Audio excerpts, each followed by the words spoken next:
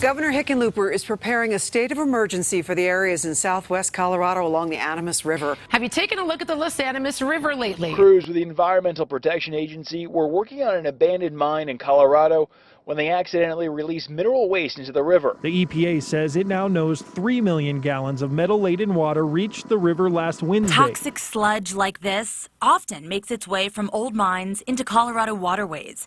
It's just usually not on such a catastrophic scale. With 23,000 abandoned mines in our state, it's an uphill fight to clean them all up.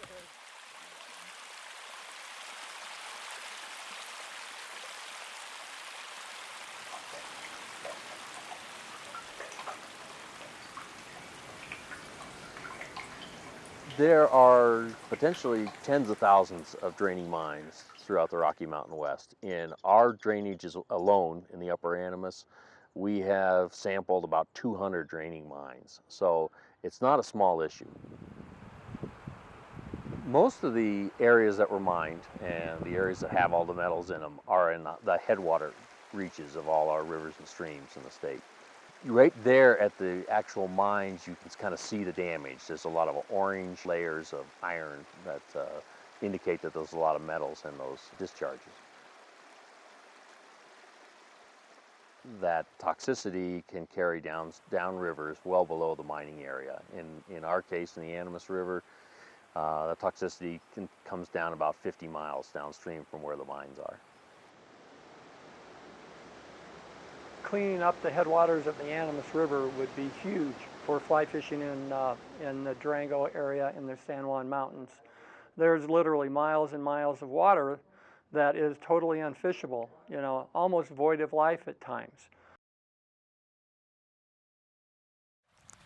A draining mine is considered a point source under the Clean Water Act, and as such it should have a discharge permit. And a discharge permit from a mining source, you'd have to remove, say, 95% of the metals. That can be very expensive. You need infrastructure, you need power. It's very difficult to do. There are ways to reduce metal loading, say 30–40%, that would cost a lot less, that are passive, that people don't have to maintain all the time. The problem is that under the Clean Water Act, there's no way to do a partial cleanup.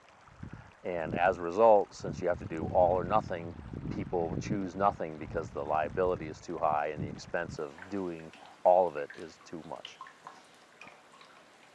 Part of the reason this legislation has never passed is that people are worried that some people will get off the hook that already have a liability issue. And we've taken great pains in drafting the legislation to make sure that the only people who can be good Samaritans are those who have no liability whatsoever for the site.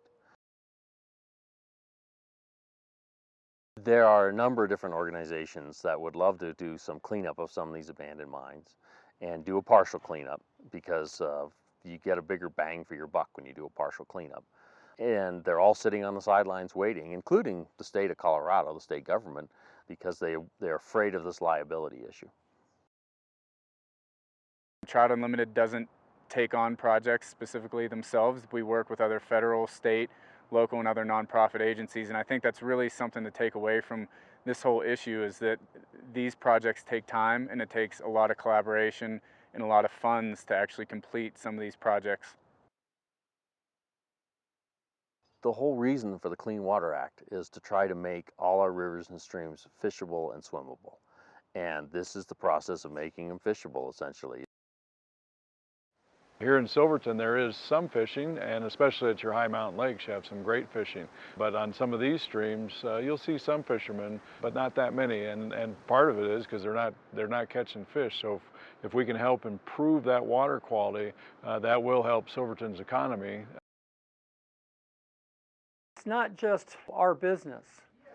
It's about the people that live here. It's about the people that come visit here. For them to have, a quality fly fishing recreation, is huge for all of us. We've had these impacts for years and years. Humans have caused this, and I think we have an obligation to clean it up.